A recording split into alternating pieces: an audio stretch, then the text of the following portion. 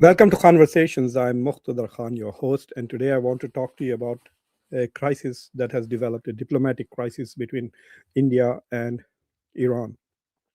As you are aware by of this news item, but before I pursue this matter, for those of you who watch Conversations regularly but have not subscribed to the channel yet, please subscribe to the channel and like these videos and share them with your socio-political network.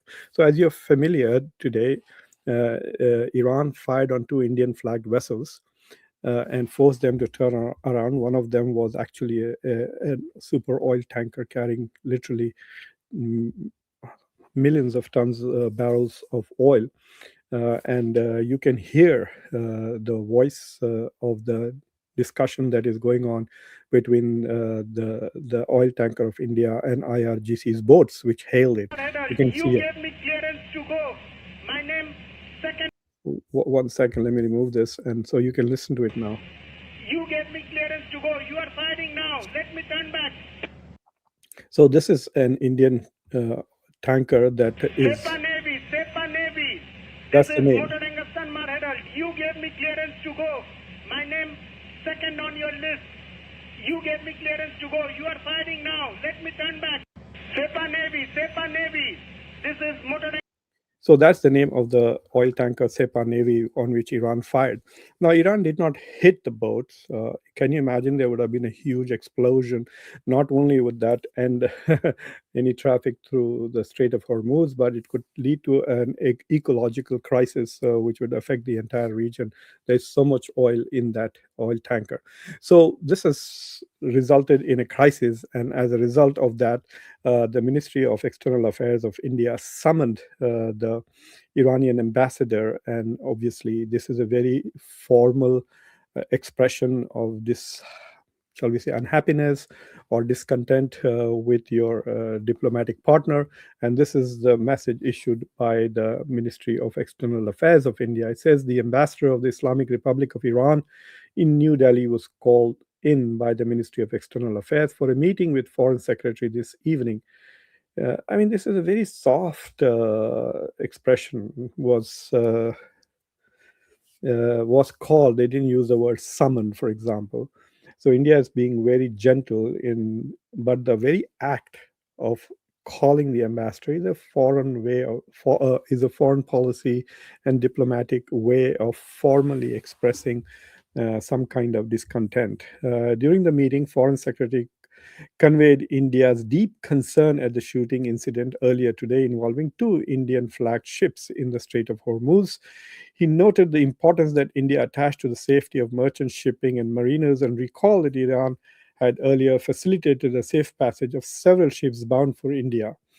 Reiterating his concern at this serious incident of firing on merchant ships, Foreign Secretary urged the ambassador to convey India's views to the authorities in Iran and resume at the earliest the process of facilitating Indian bound ships across the strait. The ambassador of Iran undertook to convey these views to the Iranian authorities.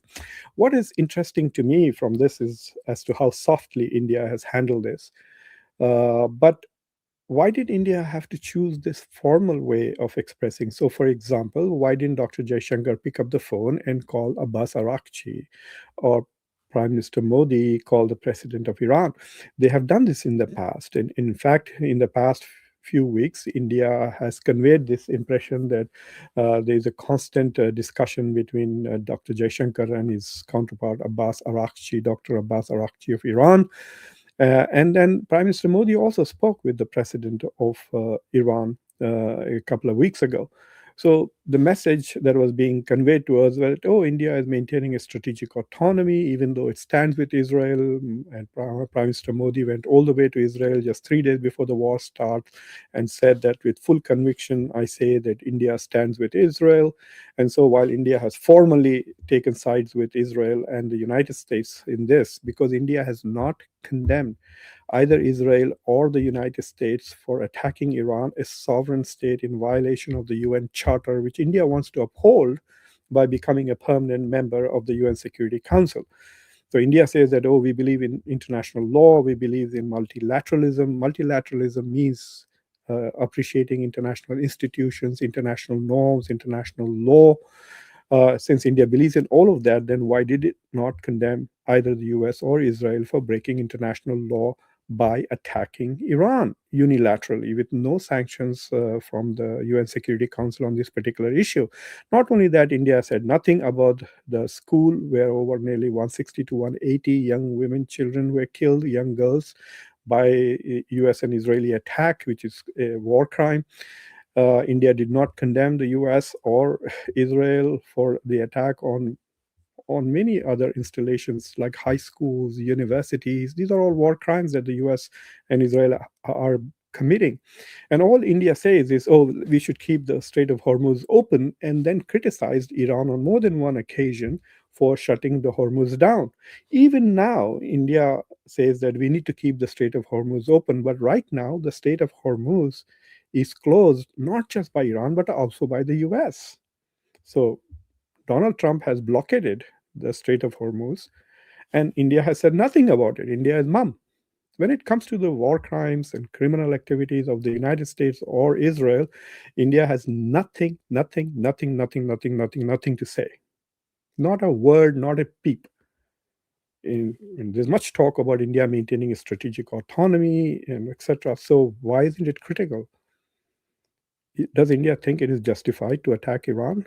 And then how can it expect to have good relations with Iran? Either India did try to send a signal that, oh, we are being balanced, we're talking to Arakchi, etc. So anyway, so now the question really is if you remember that in the morning session when the first news broke out, I did a discussion on this in the Hindi and Urdu, in which I said it's quite possible that the moment Iran announced that it's resuming its blockage or control of the Strait of Hormuz. So Iran has not blocked the Strait of Hormuz. Iran is controlling the traffic through it. And when it did that, perhaps the first ship in line may have been Indian ship. And so they basically wanted to send a message to everybody by telling Indian ship to stop and turn around. When it did not do that, they fired on it. And obviously the ship then turned around and went away. That would have been signal to all the 2,000 ships, marine merchant ships and oil tankers which are stuck there in the Persian Gulf. This is a message to them that if they try to go through it without getting a direct one-on-one case-by-case approval of the Iranians, they're going to be fired upon. So that was my speculation, and I was right. If you listen to the Indian ship's captain, You gave me clearance to go. My name second on your list. So I was right. He's saying that his name is second on the list. So he was the second on the list. It's very interesting to see who was on the first, and I will shortly tell you who it might have been. So this is a message that went to all other ships and said, "Oh my God, these Iranians are serious." Because Donald Trump has been saying that Iran has lost its military capabilities. Iran has absolutely no air force, no navy, no nothing, and so Iran cannot do anything about the Strait of Hormuz. We have it in control, but that's not true. Iran not only demonstrated its capacity to shut down Hormuz, but its political will to do it, even in the face of a great power like India. So that is an important development. So the point that I'm trying to make is that why didn't Dr. Jaishankar directly talk to Abbas Arakchi? Why didn't Modi? If the relations with Iran are very good, then that is what we would have done. If something like this happened with France and US, for example, then the US is not going to invite the ambassador to the state embassy, and some deputy of Marco Rubio is going to talk. Trump will just pick up the phone and call Macron and say, "What the heck, man?" Because they have such close relations. So the very fact that India is going through a formal process itself shows that the claim that the relations between India and Iran are just as hunky-dory as they were before India publicly announced that it stands with Israel is not really true. And India does have a problem. So I went and checked whether Iran had fully shut down. Now, you must know that even though the US is blockading the traffic from outside, the US ships are all on the outside of the Strait of Hormuz. So they are based in the Gulf of Oman. The Iranians are more on the inside, on the Persian Gulf side, and on the sides, on the banks of the Strait of Hormuz. So Iranians are controlling traffic that is going out mostly. And the US is also controlling traffic in both ways, ships that are going in and out, but both of them are not blocking the entire traffic. So there was traffic today, and more than 10 to 12 ships went through, and I checked on some of them, and I'll tell you which they are. But the blockage that Iran is doing is it is selectively blocking all shipping, but it has allowed in the last 12 hours since it announced that it has once again taken control of Hormuz to allow ships that are going to China, allow ships that are Russian, which means Russian ships which might be taking oil or whatever they are doing, trafficking through the Persian Gulf. So they have allowed Chinese ships, Russian ships, Pakistani ships, Malaysian ships, Egyptian ships, and South Korean ships. South Korea, Egypt, Pakistan, Russia, China. So these ships have been allowed, including Egyptian so far. But they fired on India, which is quite stunning. I mean, what has South Korea done that it gets this privilege and India does not? I'm betting that South Koreans probably are paying the fine. I doubt if the Egyptians and Pakistanis are paying the fine, or Chinese or Russians. So probably in all of these ships, only the Egyptians, maybe even the Malaysians may be paying. But why does Malaysia need oil? Malaysia itself is an exporter of oil. So it's something else that is the traffic. I don't know. Or the ships are just owned by Malaysians, but they might be going somewhere else. For example, in the last 3 4 days, when the Strait of Hormuz was opened, a major super tanker owned by Saudi Arabia was allowed, which came to India. So in the last 1 week, I think 3 ships have been allowed, which are this destination was India, may or may not have Indian flags or Indian ownership. But this is a major development. We have not seen what the Iranian response is. The Iranian response is not bilateral. They are not saying that we are stopping Indian ships. Their response is a general policy. As a general policy, we are responding to American blockade.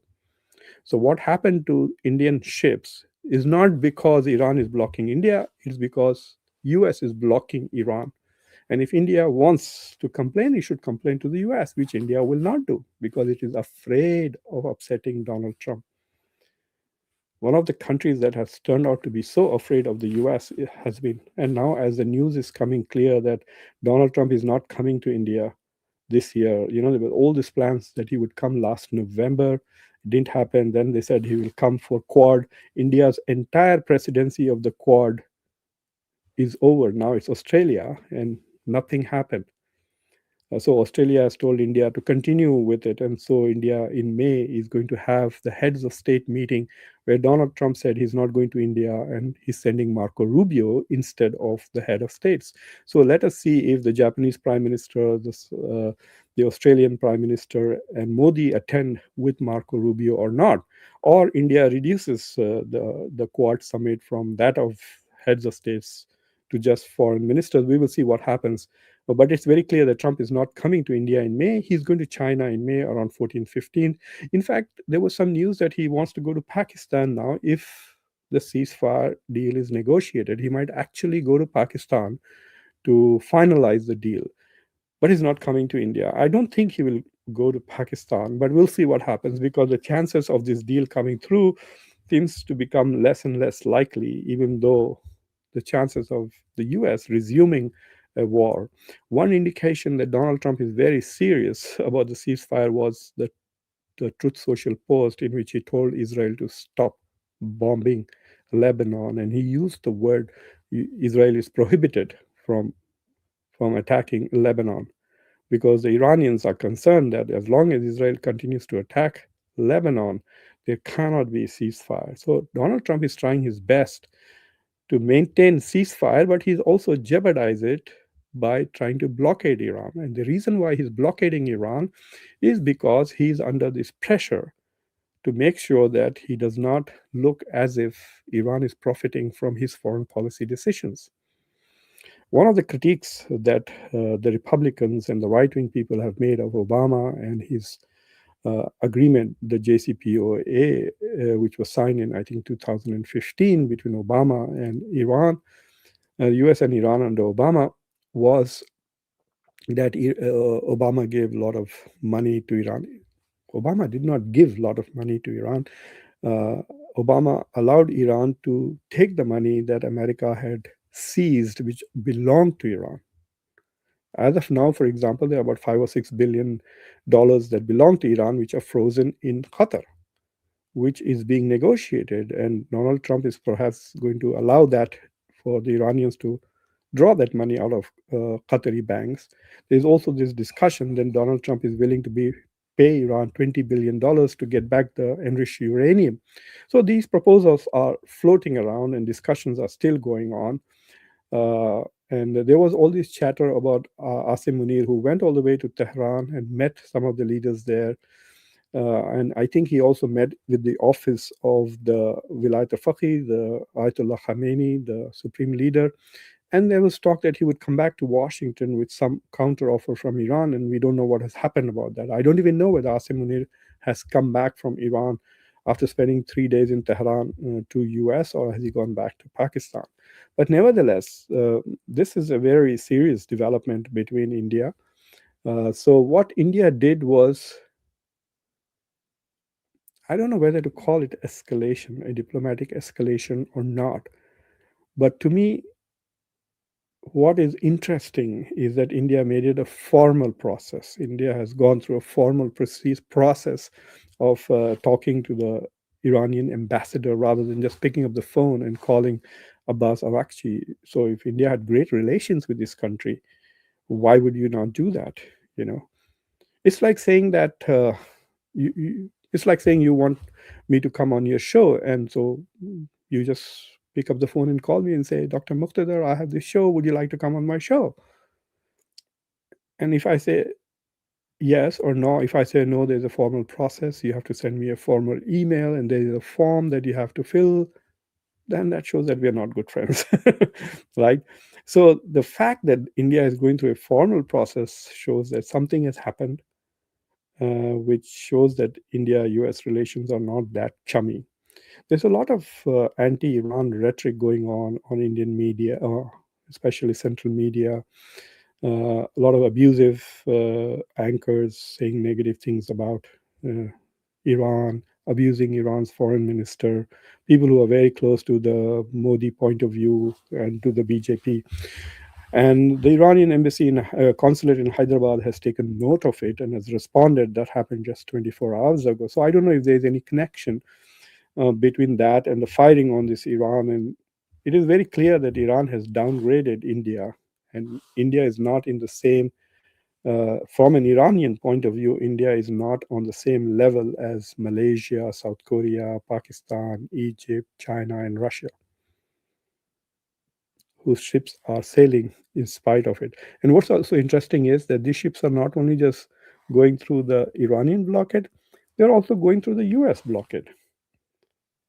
So, what is the United States doing with all this talk of, we are going to blockade Iran's harbors and Iran's ports, and we will not allow Iran to export any oil or make any money and benefit from control of the Strait of Hormuz? All that talk from Donald Trump, and then he allows Chinese and Russian ships to go through. So, it is very clear that everybody seems to be operating within their limits. The US does not want to confront China directly. So, for example, the US will have to do what Iran did to India, to China, which means that one of US warships will have to confront an oil tanker that is destined to go towards Iran. So, once the American Navy sees a ship, merchant ship coming through the Strait of Hormuz, they probably hail it and say, hello, who are you? Where are you going? Or they put on their transponders. And then it says this is an Iranian ship or this is a Chinese ship heading towards China. And the Americans are letting it go. If there was a true blockade, they would just fire in the air and say, look, turn around or we will sink you. just what Iran did to India. Turn around or we will sink you. If that super tanker or oil tanker had not listened to the Iranians and continued to go through, they would have been shot. There's been so much talk in the past. This war has been going on since 28th of February, entire March, 31 days. Uh, 32 days, including the day in February. And then now 18 days. So this 32 plus 18, that's 50 days this war has gone on. There was so much talk of India sending its navy. India is concerned about maintaining security and openness of the Strait of Hormuz. Why didn't Indian Navy go down there and then escort India's ships through the Strait of Hormuz? That's a question for Indian media to ask the Indian defense minister or the prime minister or foreign minister. Because if you remember, maybe 3 weeks ago, we heard all this talk about Indian Navy. We heard the talks about Pakistani Navy going there and escorting Pakistani ships. We don't hear anymore. Well, with Pakistan now, it's kind of special. Pakistan stature on this issue has become very high. They are constantly negotiating. Asim Munir went to Tehran, so obviously the Iranians are going to let his ships go through. They don't need the navy. They seem to have the soft power and the direct.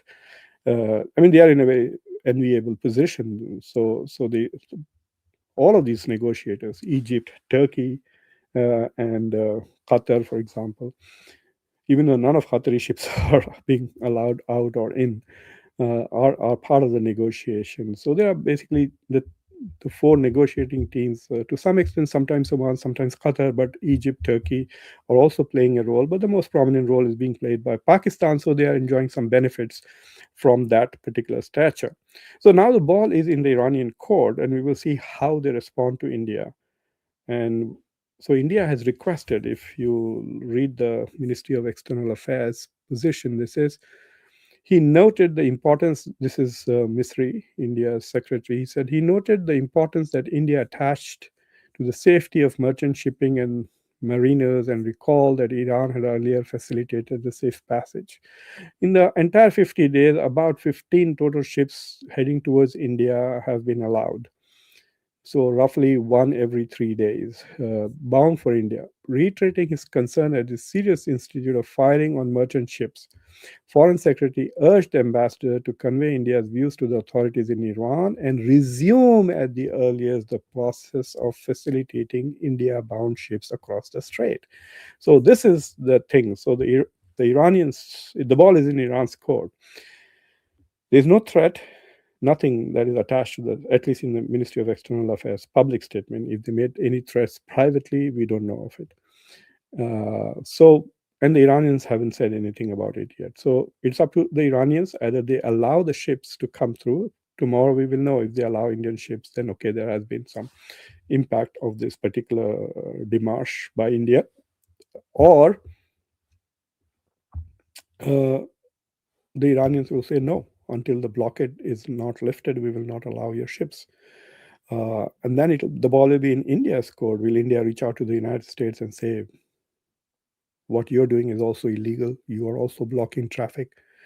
They're very quick to say this about Iran, saying that what you're doing is, unacceptable, blah, blah. But they don't say that to the US. They don't have the guts to say that to the United States publicly or even privately. Donald Trump calls on the phone and say, oh, we talked about the Strait of Hormuz, but there's no criticism of what the US has been doing. So I don't think the Indians, anybody in this government in India, has the courage to call Donald Trump and saying, why are you blockading the Strait of Hormuz? This is against international law. This is what you're accusing Iran of doing, right? That you're blocking the Strait of Hormuz. You're violating international norms and laws of seafaring laws. There are lots of these laws about keeping trade open, etc., etc. International law and international norms have gone out of the window. There is no role that UN Security Council has played. There have been resolutions that Bahrain introduced in the UN Security Council, which were passed. The first one was vetoed by Russia, China, and France. One of them was, and one of their China and Russia abstained, and it passed. And there was no mention about Israel or of the US role at all. I mean, what kind of international law can UN Security Council uphold when it is unwilling to stand up to its own values? So most of the world seems to be helpless in the face of the United States, and we call this a multipolar world. This is certainly not a multipolar world. This is a unipolar world where Donald Trump gets to do whatever he wants it, whether it's legal or illegal. No country, great powers like India, which talk about multipolarity, etc., and multilateralism, are not able to say a word. The Chinese have, but not they are not taking any action. The Chinese have threatened to take action if the United States stops their ships, and the US is not doing that. So at least China seems to have some power and leverage in the game. And the Russians, oh my God, they have shown the most guts. That they have given Iran intelligence to hit US targets. So Iran was able to hit many serious uh, targets. Uh, and so, so that is an interesting development that is going on the sidelines as to what is going to happen. And if Iran does not allow India ships, say for as long as its blockade of Hormuz continues until there is a full understanding between the US and Iran and there is a resolution to this, what does that do to India's relations with Iran? That is the big question, really.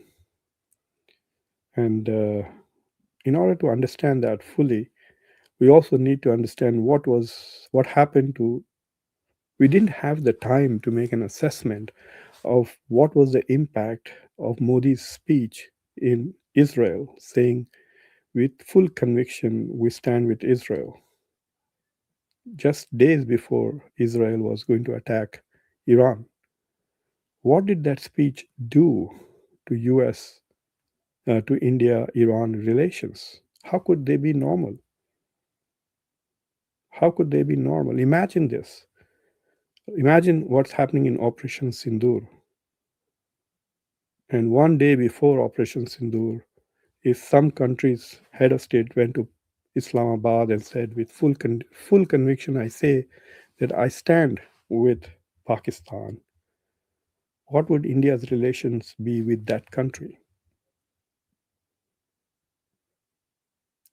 Will it be just as friendly as they were before that speech, before that statement? That is the question. Unfortunately, we didn't get much time to fully assess. I did write an article about it in the Diplomat. If you have time, go read it.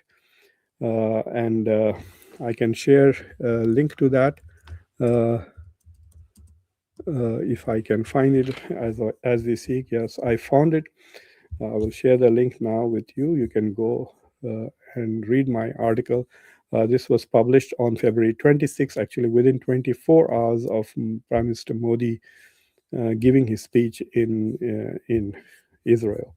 So, but there was not much debate. We didn't get to hear from the Iranians because they were immediately attacked by Israel and the United States. The leadership was also decapitated. Most of the leaders were killed right away. So I don't think Iran even had the opportunity to process what happened. So at some point, once this war is over, then there will be, I think, the Iranian, whatever is left of the Iranian intelligentsia and their strategic community will do a reassessment of what has gone on. They will probably do a review of their relations with some key countries: Pakistan, India, Saudi Arabia, Turkey, Egypt, US, Europe also. Uh, did the fact that Europeans did not join the war against Iran, will that improve Iran-Europe relations is an interesting question. Did the fact that the Europeans refused to join Donald Trump to basically liberate the Strait of Hormuz from Iranian chokehold through military use, that could count in favor of Europe. And there's already back channel negotiations going on between Europe and Iran on these issues.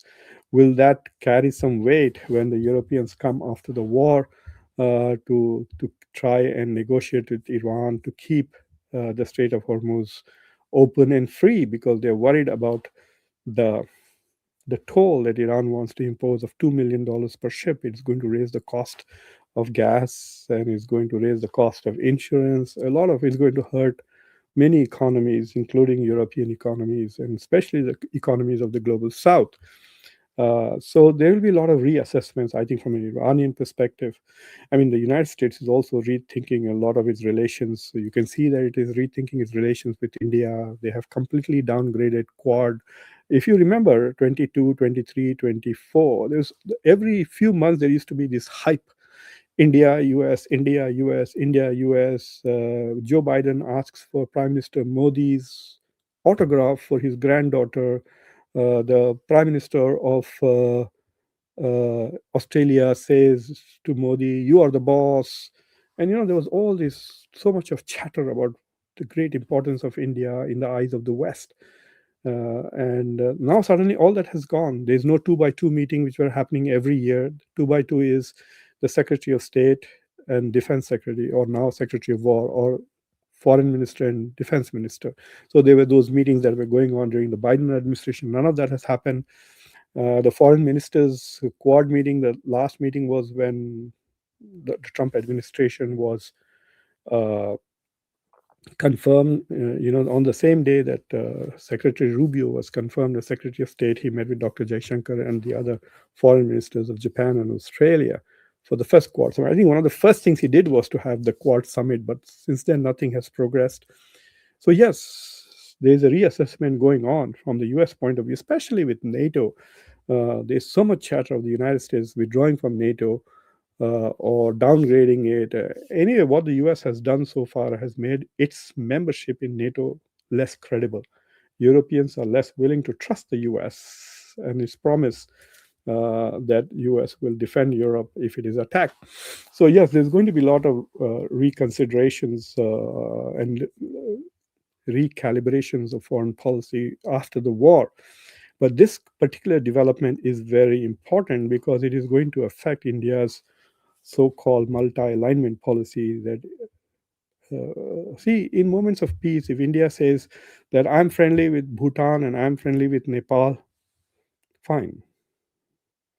Until Bhutan and Nepal go to war against each other, then it's very difficult if you are on one side or the other.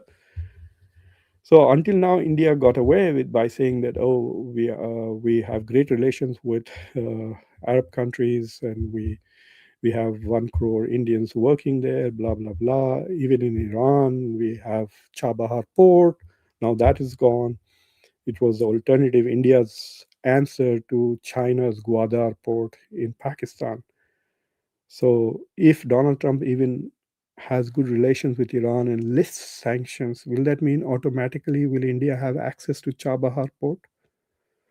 I don't know. So there are going to be a lot of it, and Iran's leadership has been so devastated by the war. I think their first focus will be on rebuilding and getting money to rebuild. There's a lot of chatter that Donald Trump might ask Arab countries to contribute, and the bill is going to be in the excess of 250 to 300 billion dollars. So Iran's first task will be to rebuild not just its infrastructure that has been damaged and destroyed in this war, but also perhaps it might start rebuilding its military capabilities, and then it might start revisiting its relations with its neighbors and others. So anyway, that is what I wanted to share with you. I think it's a major development, especially the fact that India made it a formal process rather than an informal discussion on the phone. And who knows, there might have been an informal discussion on the phone. Maybe Dr. Jaishankar did call Abbas Arakchi and they had a conversation, and maybe India was not happy with what was shared. I don't know. We don't know that.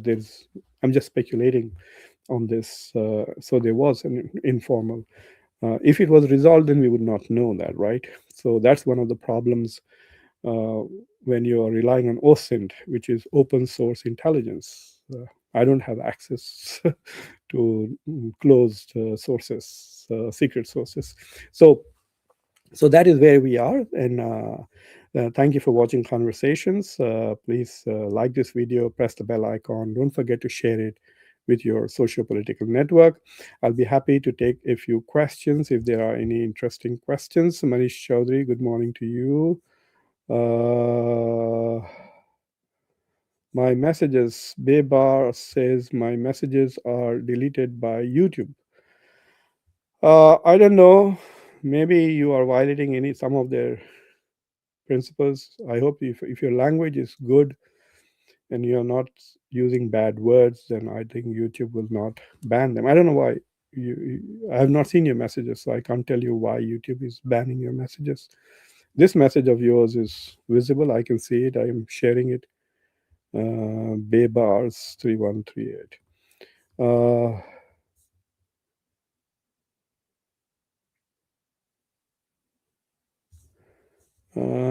I'm looking for interesting. Beba says India does not like Iran. Okay. How do you know that? Is there a public opinion survey that was conducted in India that I don't know of? Did Modi say this? Oh, that is because Iran is Muslim. Okay. India is against Muslims. Well, these messages are coming through. Nadia, after a while, Nadia, can you please invite Professor Marandi on your show? I've been thinking of doing that. I will. Um, okay, we'll try. He's a very busy man. He's in big demand, Nadia. If you have his email address, just send it to me at askprofkhan@gmail.com. ASKPROFKHAN @gmail.com.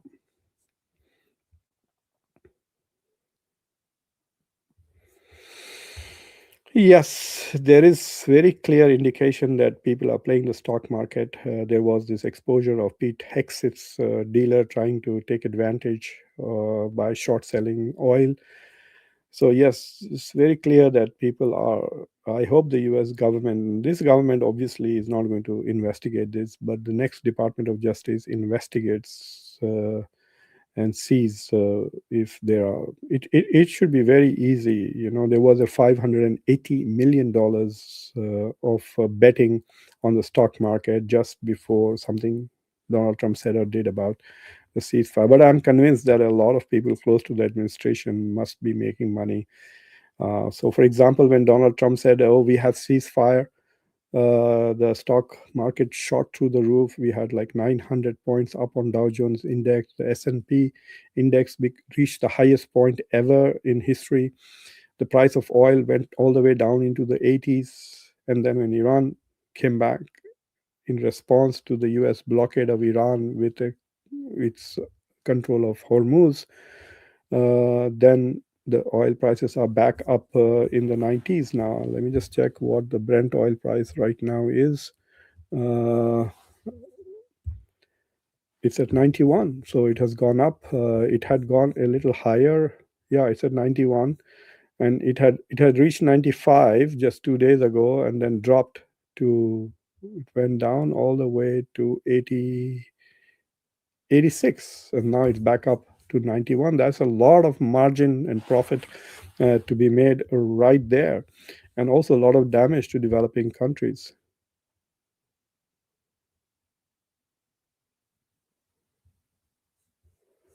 Uh, anyway, so